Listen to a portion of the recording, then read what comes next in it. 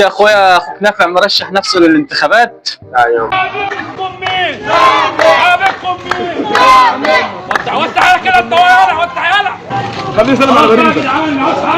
يقول انا رئيس يا عم وانا مالي، ما يترشح، ما كله دلوقتي بيترشح، هي جت عليه هو. رمز الميزان معاكم.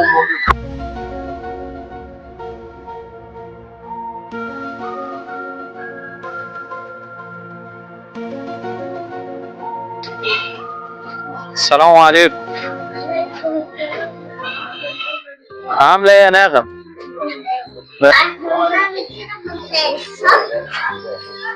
شفت عمك نافع؟ منزل مرشح نفسه للانتخابات. اهو الانتخابات صور يا عم. شفت يا اخويا اخوك نافع مرشح نفسه للانتخابات؟ ايوه. يا عم وانا مالي، ما يترشح، ما كله دلوقتي بيترشح، هي جت عليه هو.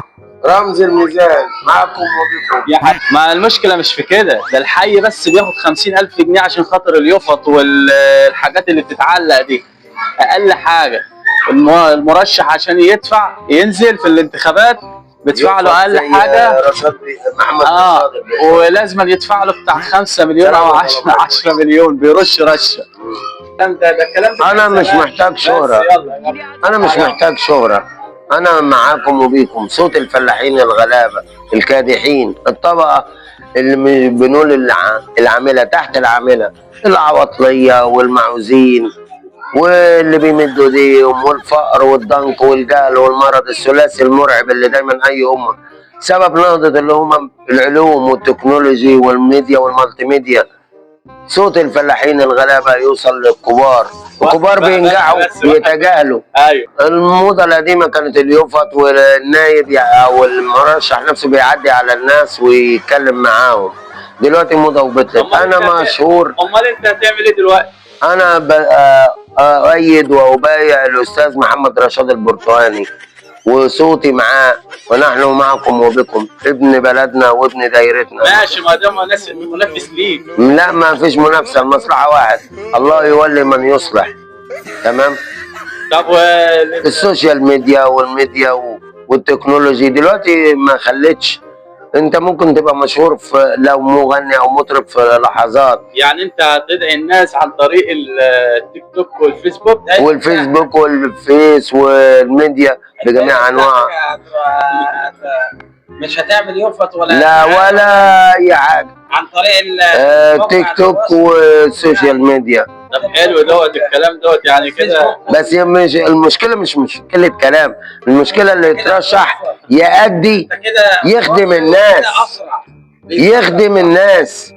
لما حد يروح له ربنا يسهل. اخدم الناس. ايوه هتعمل ايه؟ نصلح الطرق، الكهرباء اللي بتقطع كل شويه، الميه اللي ما بتتوفرش، والصرف عندنا والصرف مش واصل لسه، مهرجان الزباله بره، وعايزين الغاز الطبيعي ينزل، وعايزين الغاز الطبيعي ينزل، والطلق والموظفين. والنت مفيش نت في البلد. سرعه مصر اصلا سرعه النت فيها اقل من اي دوله. رمز المثال.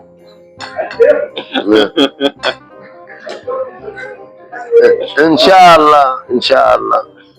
يعني خلاص كده مش محتاجين له يفط ولا محتاجين لاي حاجه. فكره موضوع السوشيال ميديا ده ان احنا ننزل على اليوتيوب والتيك توك والفيسبوك تغني وتكفي، ان احنا ايه بدل ما ننزل على بدل ما نعمل يفط والكلام اللي هو القديم ده. ما هو ايه الفايده دعايه بنص مليون ولا بمليون ولا اكتر، وتيجي تقابل المرشح او اللي ينجح وبعدين يلحس كلامه وما يعملش.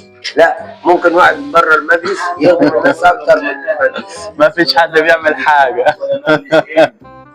كل دورها زي طرطوره، كلها بتدرس الحصانه بتاعتها، واللي بيتهرب اسوار وبيتهرب اموال واللي بيهرب. واحد في عيله الجبري محترم، ضابط طيار، دايره الهرم والواحات البحريه والنازله والهرم وما حولها، ربنا يولي من يصلح. لو عجبكم الفيديو متنسوش الاشتراك في القناه وتفعيل زر الجرس، وتنتخبوا اخويا الناخب، هيبقى عندنا حصانه في البلد.